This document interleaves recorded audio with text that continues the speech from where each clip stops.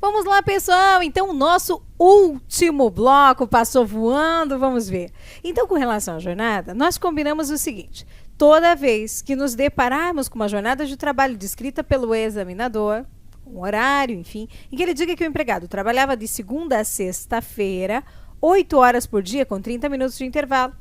Por mais simples que pareça, nós vamos buscar 5 coisas. Hora extra, intervalo intrajornada, do artigo 71 da CLT, interjornadas, do artigo 66 da CLT, o descanso semanal remunerado, do artigo 7º, opa, não coloquei aqui o artigo, do artigo 7º, inciso 15 da Constituição e do artigo 67 da CLT, então artigo 7º, 15 da Constituição e artigo 67 da CLT. E aí o intervalo de 35 horas é a soma do intervalo interjornadas, entre uma jornada e outra tem que ter um intervalo mínimo de 11 horas, do artigo 66 da CLT, com esses artigos do descanso semanal remunerado, com esses de cima. Por quê? Voltando a explicar, o DS é esse intervalo de 35 minutos entre uma jornada e outra. Quando no meio tiver o descanso semanal remunerado, é a soma das 24 horas do descanso semanal remunerado, mais as 11 horas de intervalo que tem que existir entre uma jornada de trabalho e outra. Certo? Ótimo. E aí, o adicional noturno que está lá no artigo 73 da CLT. Bom, agora vamos analisar o nosso caso especificamente. Ele trabalhava 8 horas diárias, então não tem direito a horas extras. Intervalo intrajornada. Então, entre uma intrajornada, como ele trabalhava mais de 6 horas, tem direito a intervalo de no mínimo 1 hora, usufruía somente de quantos minutos? 30 minutos. Então, eu tenho que pedir o intervalo intrajornada. Intervalo interjornadas. Entre uma jornada e outra de trabalho, usufruía do descanso semanal, usufruía de 11 horas de intervalo. Eu não tenho exatamente aqui, quando terminava uma, iniciava a outra. Então, não preciso calcular. Não tem esse dado. Depois, seguindo em frente, ele usufruía do descanso semanal remunerado? Usufruía, porque trabalhava de segunda a sexta, não trabalhava sábado, nem trabalhava domingo. Depois, usufruía do intervalo de 35 horas? Não temos como saber, porque não sabemos quando terminava uma jornada e iniciava a outra. Certo? Só sabemos que trabalhava 8 horas por dia, mas não sabemos que horas que começava essas 8 horas e que horas que terminava. Não. E o adicional noturno? Ele tem direito ao adicional noturno, devemos pedir, não sabemos exatamente o horário que ele trabalhava. Porque se o examinador tivesse nos dito que ele trabalhava das 22 às 5, nós teríamos pedido o adicional noturno. Não temos esse dado. Então, o que vamos pedir? O intervalo intrajornada. Gente, e se tivessem todos esses pedidos para serem formulados? Você ia abrir um tópico para cada pedido. Isso por quê? Porque é mais fácil de escrever. Sempre que o artigo for diferente, o artigo, um é o 71, o outro é o 73, o outro é o 7º, 15 da Constituição. Se o artigo for diferente, abra um tópico diferente. Combinado? É mais fácil de escrever. Você conta o fato, traz um fundamento e o pedido fica mais claro para quem vai corrigir. Se o fundamento legal é diferente, um tópico diferente. Fica muito mais fácil para o examinador corrigir. Tá bom? Então, vamos em frente. Chegando lá na sequência, nós vamos abrir o nosso tópico. E quando nós abrimos o tópico do intervalo intrajornada, vamos procurar o artigo. Quero mostrar para você. Artigo 71. Em qualquer trabalho contínuo, cuja duração exceda 6 horas, então mais de 6 horas, é obrigatória a concessão de um intervalo para repouso ou alimentação, o qual será de, no mínimo, 1 hora. Mínimo 1 hora. E salvo acordo escrito ou contrato coletivo de trabalho, em contrário, não poderá exceder a 2 horas. Então, às vezes, o que faz o examinador? Ele apresenta uma proposta em que o intervalo é de 2 horas. Ele é de no mínimo 1 hora, no máximo 2 horas, então não há problema nenhum. E às vezes, o que você tem que dizer é que não há problema nenhum, não há horas extras. Embora, somando as 4 horas da manhã, mais 2 horas de intervalo, mais 4 horas da tarde, o trabalhador fique nas proximidades da empresa 10 horas, não há problema nenhum. Porque o intervalo não é computado na jornada. Então, são 4 horas de trabalho, parou 2 para o almoço, não tem problema, e mais 4 horas de trabalho. Ele foi embora ao final de 10. Não tem problema. E aí você tem que identificar que é no mínimo 1 hora, no máximo 2, então essas 2 estão certas. Isso principalmente na contestação. Às vezes é só isso que o examinador quer de você. Nosso examinador, ele testa a sua habilidade de raciocinar um pouco com as coisas óbvias, sabe? Então, vamos nos preparar desde a primeira aula de peças para isso. Não excedendo de 6 horas o trabalho. Então, se não passar de 6, aí será, entretanto, obrigatório um intervalo de 15 minutos. Então, vamos imaginar que não ultrapassou 6 horas de trabalho, embora tenha passado de 4. A ideia é a seguinte: até 4 não tem direito a nada. Acima de 4 e até 6 horas tem direito ao intervalo de 15 minutos. No mínimo 15 minutos. E acima de 6 horas tem direito ao intervalo de no mínimo 1 hora e no máximo 2 horas. Mínimo 1, máximo 2 horas. Salvo acordo ou convenção que pode aumentar esse intervalo. Bom, com isso o que é que nós temos? Nós temos aqui a seguinte situação.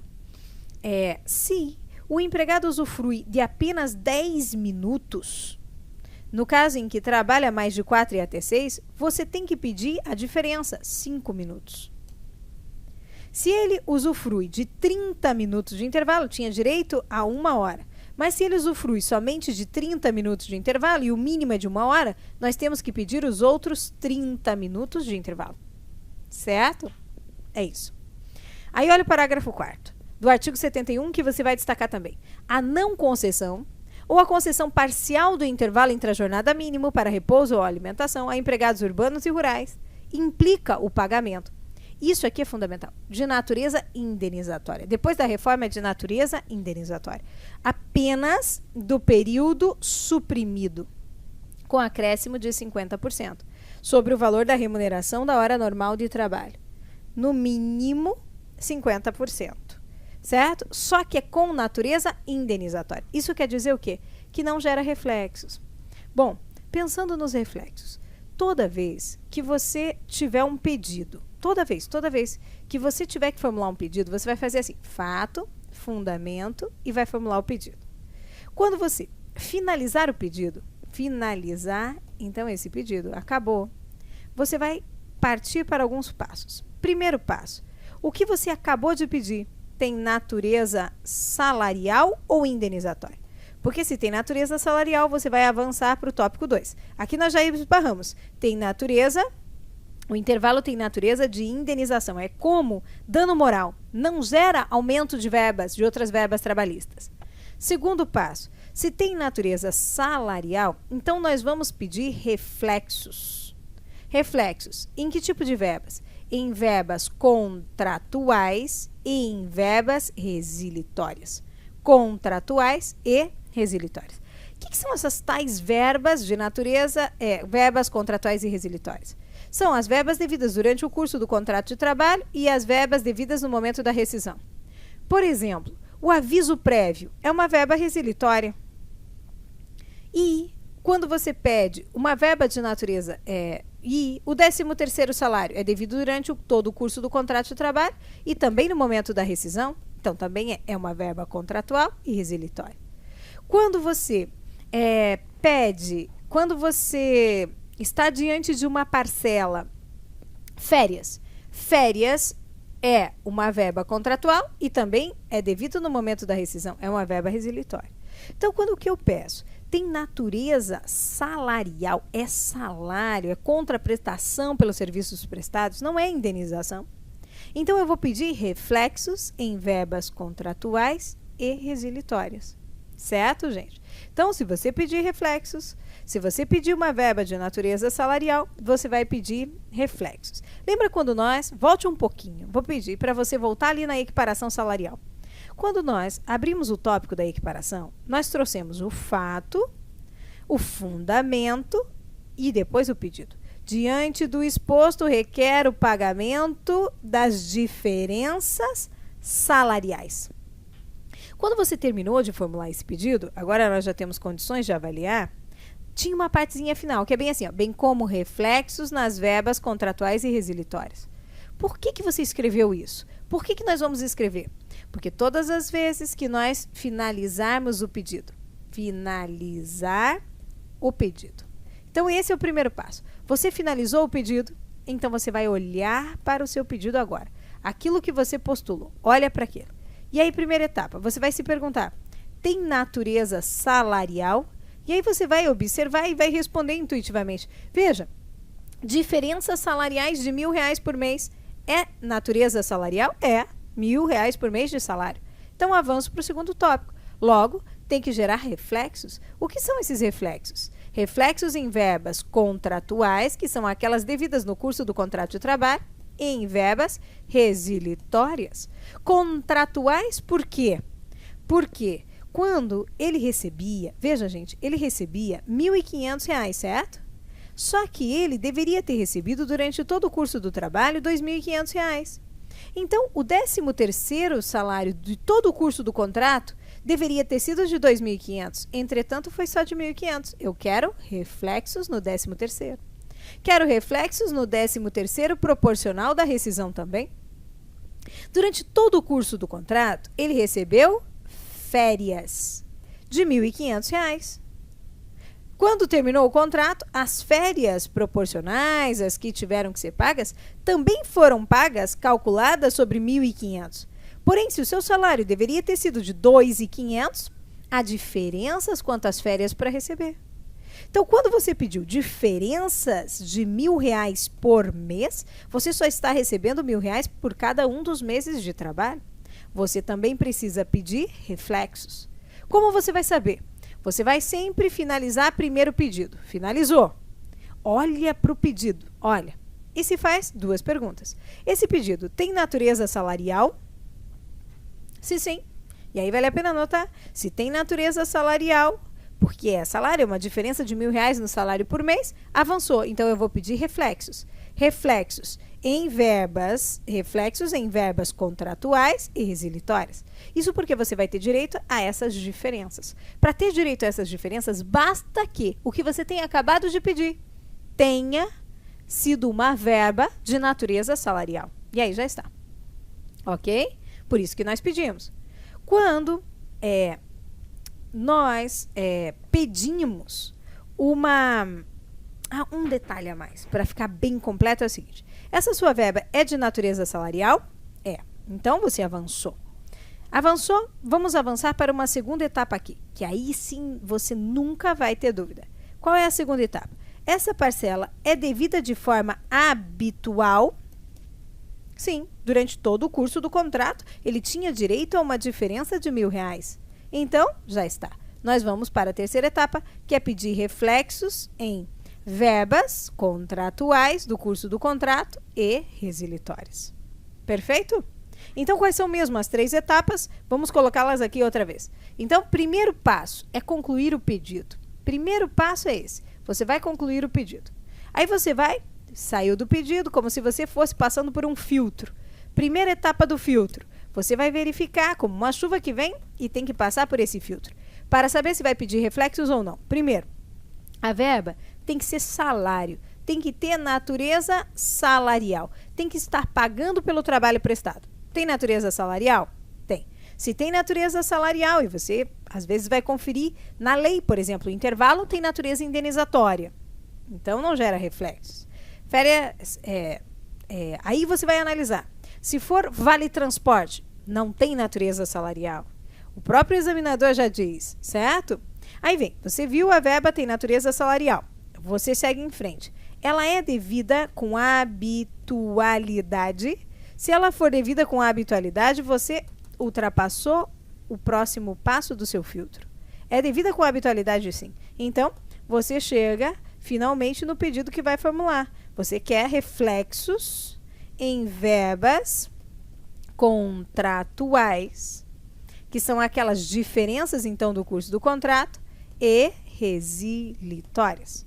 Quando formulamos o pedido de adicional de periculosidade, queríamos uma diferença de salário de R$1.000 por mês. Então, bom, terminamos o pedido. Tem natureza salarial? Sim. ultrapassamos o primeiro filtro. Vamos para o segundo. É devido com a habitualidade? Sim. Durante todo o curso do contrato? Sim. Então, vencemos o segundo filtro. E, finalmente, então, vamos pedir reflexos em verbas contratuais e resilitórias. O segundo pedido que nós fizemos, você vai observar agora, era um desconto salarial. Ele faltou um dia do trabalho para comparecer em juízo. Um único dia. Vamos de novo aos nossos filtros. Primeiro, eu tenho que ter formulado o pedido. Nós formulamos? Formulamos o pedido. Aqui, pedimos a devolução de um dia de trabalho descontado do seu salário. Pedido está formulado. Vamos aos nossos filtros. Primeiro filtro que nós temos é uma parcela de natureza salarial, um dia de trabalho? É, natureza salarial. Pronto, vamos vencer o segundo filtro. É devido isso que não foi pago ao trabalhador, não foi pago com habitualidade, não, foi só um dia de trabalho. Então, paramos aqui. Não teve reflexos. Veja que nós não pedimos. Diante do exposto, requer a condenação da reclamada, devolução do dia de trabalho descontado do seu salário. Aí chegamos no intervalo, esse que estávamos resolvendo. Colocaremos o fato, colocaremos o fundamento e chegaremos no pedido. E aí vamos passar pelo nosso filtro. Combinado? Vamos lá. Primeira coisa, quando nós abrimos o tópico, e aqui está, vamos abrir o tópico do intervalo. Como vamos fazer? Rente à margem, os títulos, e depois cada parágrafo vamos iniciar deixando o espaço equivalente a uma tampa de caneta Bic. Combinado? Ótimo. Seguindo em frente, como que eu escrevi esse primeiro parágrafo? Copiando da proposta. Perfeito. O reclamante elaborava de segunda a sábado, 8 horas diárias, usufruindo de apenas 30 minutos de intervalo. Ariana, mas a frase ficou tão curtinha, posso emendar com outra? Não vale a pena. Você corre o risco de não ser claro, não vale a pena. Então, próximo parágrafo. Nos termos do artigo, agora você está com o artigo aberto, 71 caput da CLT, aqueles que elaboram mais de 6 horas diárias fazem jus ao intervalo entre a jornada de no mínimo uma hora, o qual não era observado. Fato fundamento, faz o pedido.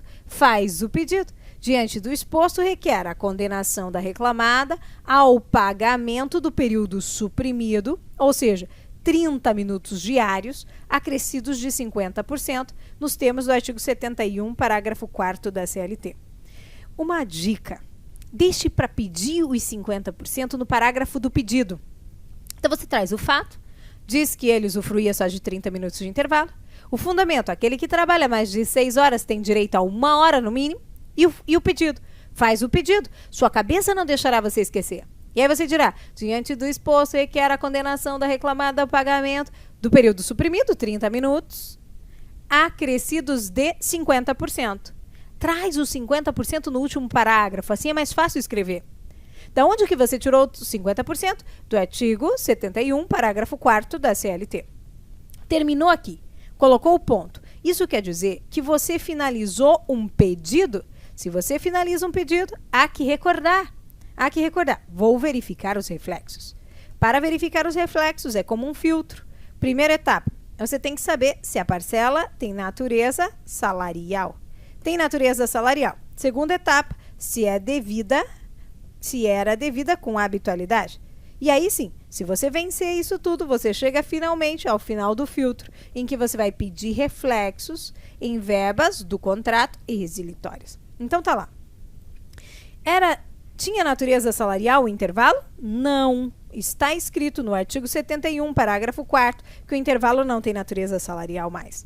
Logo, eu nem avanço para os outros, não tenho que pedir reflexos. Ponto final. Termina o pedido e ponto final. Não tem esse a mais, bem como reflexos nas verbas contratuais e resilitórias. Não tem mais nada. Perfeito? Vamos em frente. Próximo tópico. O nosso próximo tópico, aí lá no rascunho, volta no rascunho, lá é o último. Quando nós chegamos no rascunho, aí está mais fácil para você ver, nós nos deparamos com o FGTS. Eu tenho que voltar aos slides. Quando chego, o empregador depositava 4%, porque era o que estava previsto em acordo coletivo de trabalho. 4%, quando na verdade o depósito teria que ser de 8%. Ele mesmo diz que o acordo coletivo de trabalho autorizava o depósito de apenas metade. Aqui, gente, é um típico caso em que você vai ter que procurar na lei do FGTS qual era o valor do depósito e depois se o empregador, se norma coletiva pode reduzir. pela metade.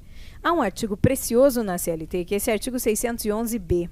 Ele diz: constitui objeto ilícito de convenção coletiva ou acordo coletivo, não em acordo coletivo, convenção coletiva, exclusivamente a supressão ou a redução. O que acordo coletivo ou convenção não podem suprimir ou não podem reduzir? Está lá no inciso 3º. O valor dos depósitos mensais e da indenização rescisória do FGTS. Então, o depósito mensal do FGTS, que é de 8%, e a verba e a multa do FGTS devida ao empregado, que é de 40%, não podem ser reduzidas nem suprimidas. Depois você viu que eram esses os valores lá no artigo 15 da Lei 8.036, que é a lei do FGTS. Às vezes você vai ter que ir na lei específica, como é esse caso, a lei do FGTS. E lá está escrito: para os fins previstos nessa lei, todos os empregadores ficam obrigados a depositar até o dia 7 de cada mês, em conta vinculada à importância correspondente a 8% da remuneração paga ou devida no mês anterior a cada trabalhador. 8%. E ele depositava 4%. Então tá lá. Abre o tópico. Quando você abre o tópico, você já está preparado, programado para abrir quantos parágrafos? 4. No primeiro, o fato. Da onde que você vai tirar o fato? Da proposta. Já se habituou? Ótimo. Junto à margem, você coloca o título, vai começar os parágrafos, deixa o espaço equivalente a uma tampa de caneta Bic e começa. No curso do contrato de trabalho, o empregador depositava apenas 4% do valor da remuneração do reclamante a título de FGTS, pois havia acordo coletivo de trabalho autorizando o recolhimento de apenas metade do valor. Da onde que você tirou? Da proposta. Quando você estiver refazendo esse simulado de peça, faça a mesma coisa, tire da proposta. Escreva você tirando da proposta, certo? Nos termos de que artigo? Que artigo que diz que a cláusula de acordo coletivo não pode reduzir? Esse 611B, inciso 3º, ele diz, da CLT, é ilícita e, portanto, nula a cláusula de acordo coletivo de trabalho que implique em redução do valor dos depósitos mensais do FGTS. Ressalte-se que o artigo 15 da Lei 8.036 determina que os depósitos do FGTS devem ser de 8% da remuneração paga ou devida ao trabalhador no mês anterior. Fato fundamento faz o pedido. Diante do exposto, o que se requer? A declaração de nulidade da cláusula do acordo coletivo que determina a redução dos depósitos e a condenação da reclamada ao pagamento dessas diferenças salariais. Certo, gente? Ótimo.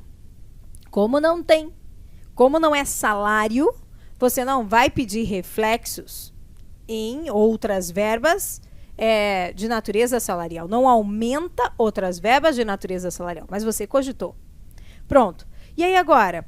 Agora, acabaram-se todos os tópicos, nós temos que lembrar de pedir sempre, em toda reclamação trabalhista, os honorários advocatícios sucumbenciais.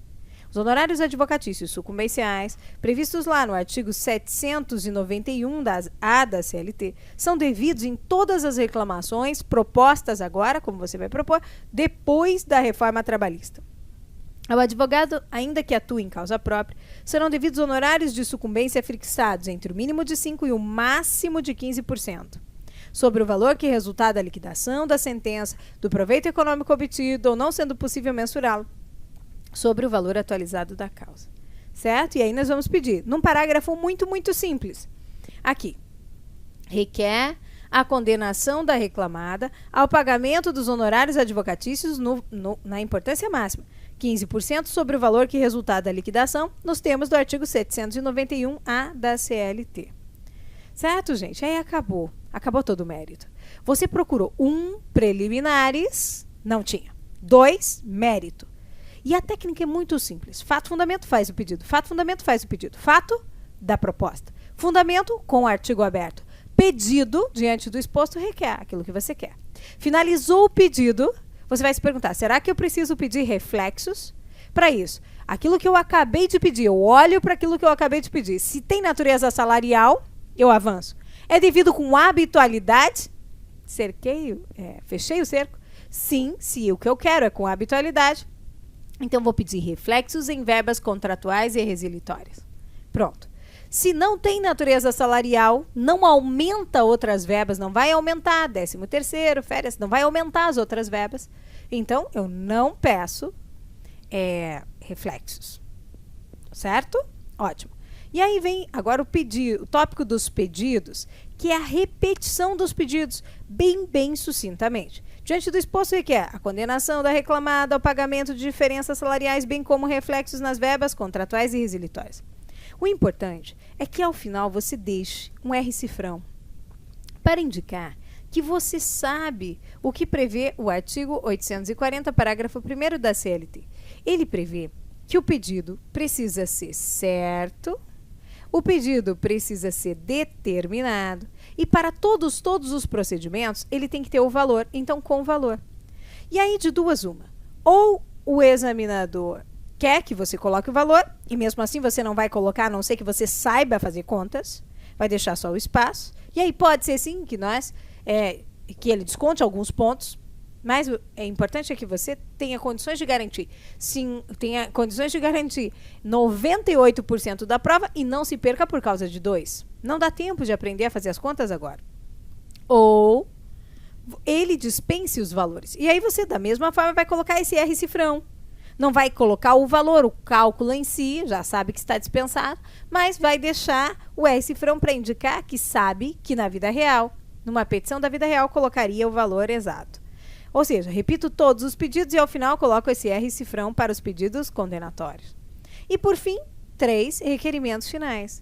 Diante do exposto requer, vamos lembrar de 3 coisas: notificação, produção de provas, procedência dos pedidos. Aqui esse terceiro tem 3 partes. Procedência de todos os pedidos, porque viu que alguns você pediu retificação da CTPS, você pediu...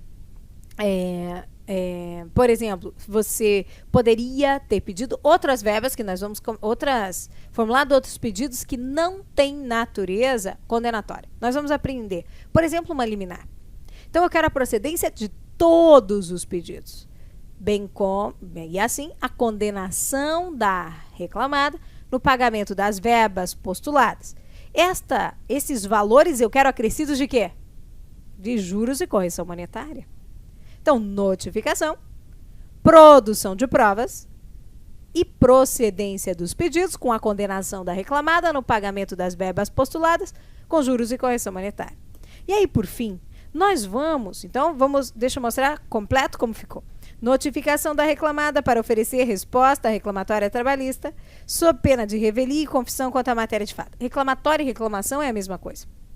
Produção de todos os meios de provas em direito admitidas, em especial documental, depoimento pessoal e ativa de testemunhas. Por fim, você quer a procedência dos pedidos com a condenação da reclamada ao pagamento das verbas postuladas acrescidas de juros e correção monetária. Aí atribui-se à causa o valor correspondente à somatória dos valores dos pedidos. E aí vai finalizar, que é para dar sorte. Nesses termos, pede deferimento, local e data, advogado, OAB, número, sem inventar dados. Ariana, eu escrevo assim mesmo, correspondente à somatória dos valores? Sim. É isso aí, gente. Terminamos a nossa primeira peça processual já. É facílimo fazer peça aqui no nosso processo do trabalho. E nós vamos aprender fazendo mais, carregação das mangas e treinando. Na nossa próxima aula, vamos exercitar mais simulados de peça. Agora o ideal é que você refaça passo a passo.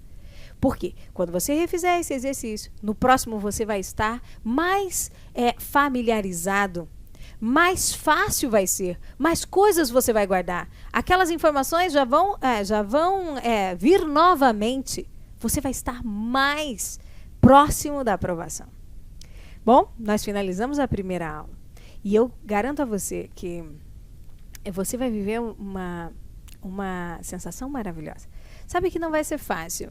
Nessa caminhada você vai estudar bastante, vai treinar bastante, vai escrever muito, vai fazer muitas peças processuais. E sabe qual é o desafio maior? O desafio maior é de chegar até o final do cronograma, sabia? É verdade, falo muito sinceramente com vocês. Às vezes, as pessoas desistem pelo meio do caminho e é isso que você não pode deixar acontecer. Faça o nosso ritual, coloque esse cronograma na parede, se comprometa, manda uma foto para mim, você já colocou, começou para você. Risque essa primeira aula, comemore as suas pequenas vitórias, cada avanço que você der, Porque quando chegar no final, você terá feito a sua parte. Você terá vencido, terá feito a sua parte. E terá adquirido uma experiência para raciocinar, terá adquirido tranquilidade para fazer rascunho. Algumas coisas serão muitas coisas, aliás, serão muito tranquilas para você. Não desista jamais. Siga o plano. Siga sempre com ânimo, com vontade. Eu gosto muito de uma música, não sei se eu já comentei com vocês, e eu queria falar de novo, para finalizar essa nossa aula. Quero ver você chegar até o final. Sabe, gente, olha só, é uma canção pirata de Roupa Nova. É só um trechinho que é fundamental. Ela diz assim: as pessoas se convencem de que a sorte me ajudou, mas plantei cada semente. Olha agora, que o meu coração desejou. Você desejou, você está aqui por isso. Então, regaça as mangas e vem com alegria, vem comemorando as suas vitórias, faz todo o possível, nem mais nem menos, mas todo o possível. Faça a sua parte, esteja presente, seja bem-vindo. Você vai trilhar um caminho, vai escrever a sua história, vai cultivar o seu jardim. Mas quando chegar no final, você vai sentir o cheiro das flores. E eu vou dizer para vocês, várias vezes, já trilhei esse caminho, já vi muitos trilharem o caminho. E como é bom sentir o cheiro das flores. Como foi bom em várias outras conquistas minhas, pessoais, porque esse caminho é tão pessoal. Ter sentido o cheiro das flores, a sensação, gente, é indescritível. Não posso prometer que vai ser fácil essa jornada, mas posso prometer uma coisa para você. É indescritível. Você vai ter muitas alegrias, muitas. E agora você parece bobagem, Ariana, é só passar no exame de ordem. Você vai me dizer. Mas quando você estiver naquele F5, depois de vencer a terceira etapa, que a primeira é a primeira fase, a segunda é a segunda fase, e a terceira é a pior, é aquela que você tem que esperar o resultado. Quando você colocar F5 e seu nome aparecer, você vai sentir algo indescritível, sabe? Algo indescritível por colher os frutos do seu próprio esforço. E isso não tem preço. E outras conquistas, outras alegrias virão muito na sua vida. Mas como essa vai ser inesquecível, você não vai esquecer, você vai ver. Seja bem-vindo. Até a próxima aula, gente!